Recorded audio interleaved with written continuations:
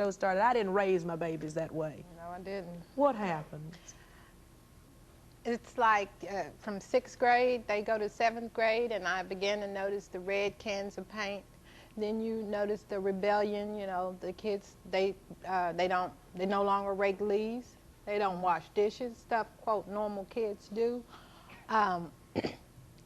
Starts skipping school, you know, and then the fighting starts. It's been a total nightmare. Tracy has stolen a car and got 15 traffic violations, not old enough to drive. I'm like, Tracy, you're the only person I know that have 15 traffic violations, and you're only 12 or 13 years old. And she did like 30 Saturdays of community service at jail, and she was only 12. She's been cut up, you know. I mean, I remember a specific incident that truly hurt me. LaTiffany skipped school. She came home from school, and I asked her, had she lost her mind? Because I know she hadn't been at school. And she picked up a pair of scissors. And her demeanor was so hard and so cold. It's like whatever she participated in, it was like, you know, have you lost your mind? And she picked the scissors up, and I said, well, what are you going to do now? And she began to chant that, what's up, the gang stuff. Well, you did, and I asked her politely to leave my house, and when I was standing outside, she wanted me to come outside, and she had the red rag around. Like she was going to fight you? Yes, ma'am. She wanted me to come outside, because I asked her to get out my house. What's up, blood? And, you know, I go to juvenile, and I tell juvenile, I said, I'm afraid to live in my own house. So what do you do? Where do you turn? I go to juvenile. I just began to just knock on doors. I'd go to the police station. I said, those are not kids, those are gang members. They're wearing bandanas in my house. They spit on my floors. Their attitudes are bad. I mean, what do you know, they won't go to school, and in Little Rock, if they don't go to school, they'll pick you up on your job. I've been picked up on my job, and I'm like, man, I can't make them go to school. And it's that gang stuff. I mean, it's so hard, it's so cold. And I told my supervisor one day, I said, you know, me and my son at night before I go to sleep, we lock the door.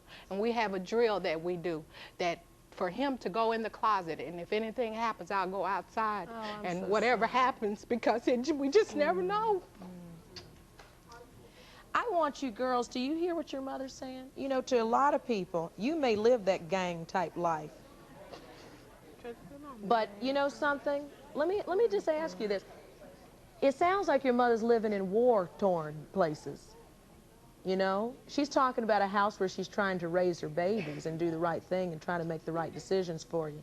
I just wonder why you guys decided to come to the show today. It may be too much of an assumption for me to think that you came here because you want to make better choices.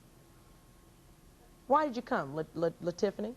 Well, I just came, you know, I want to do right, because I'm going to have a baby. I want to do right.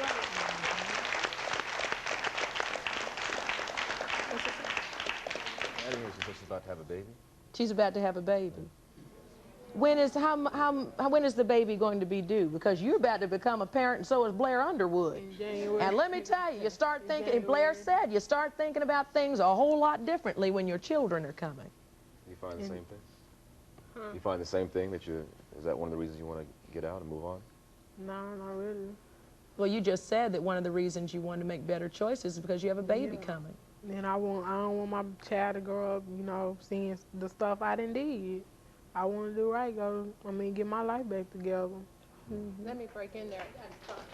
You know, her baby's dad opened fire in a Burger King in Little Rock. You ain't got to go there. He walked in Burger King and opened fire on some people. He participates in drive-by shootings. But you know something? Well, look, I'm going to go there. I'm going to go there, okay?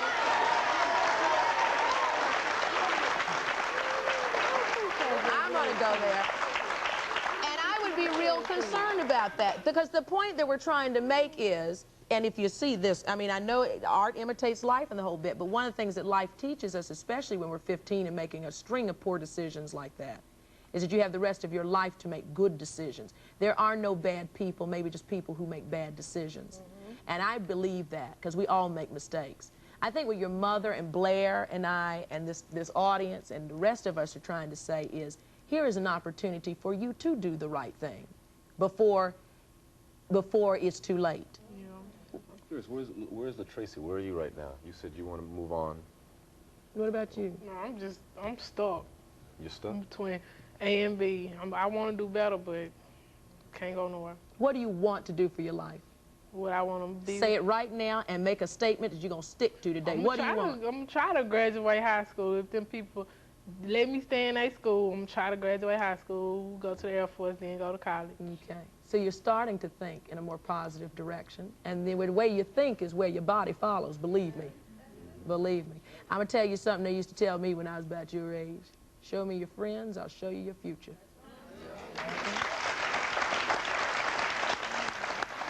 When we come back, we're going to meet two sisters who had every opportunity to set it off. Believe me, these kids were heading way down fast in the wrong direction. But the question today that we're going to ask them, and they may be able to share with these twins, is what choices did they make to change their lives just in the nick of time before it was too late? We'll find out. Words of advice right after this. Frankie, she's right, okay? We didn't case this bank, okay? We cased Downtown Federal. They're all pretty much the same. I ain't feeling this, Frankie. This ain't right. Okay.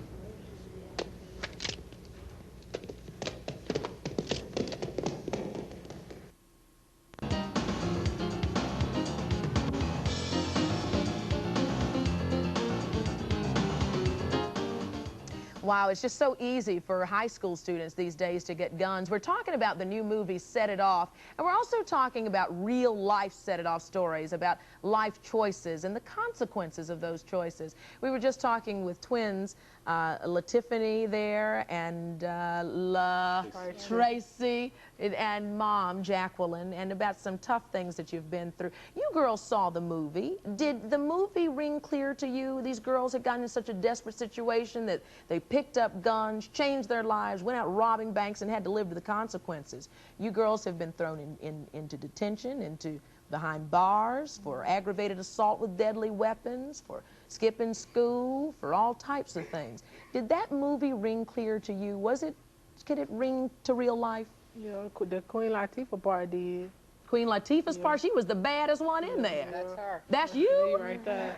That's this one. You could really relate to that. She can, really. She really can. Most definitely, she can. Now, when you saw, I mean, is that and you're the one Except the expecting the gay part. baby very soon. Is that the type of image that you want your kids to have? When you saw that, what did you think?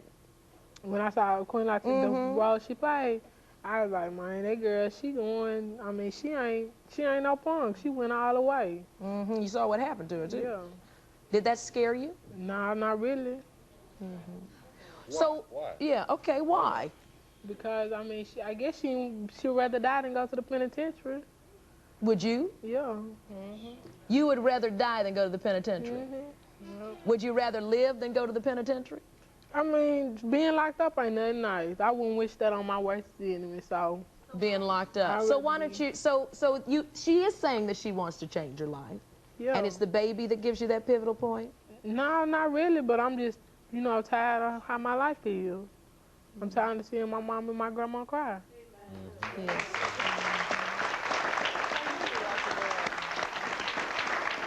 I think a lot of people in the audience were really affected when Mom started discussing about how her family has to go through drills in case there's a gang raid, go in closets, go and hide.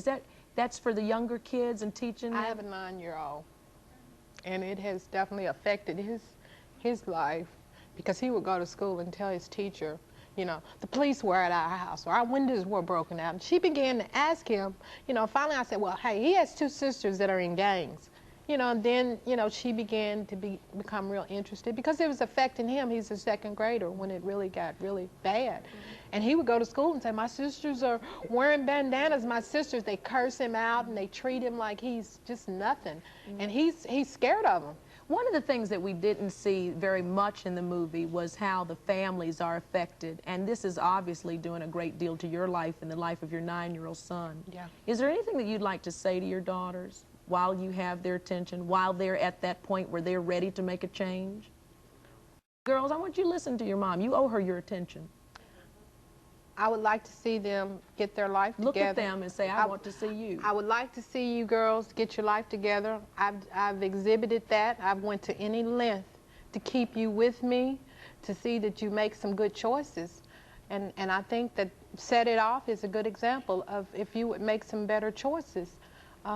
That's what I would like to see, and I talk to them all the time about choices. And the movie just ties right in, because the end result of stealing, fighting, shooting, getting stabbed, you know, that we saw the end result, and I don't want that to happen to y'all.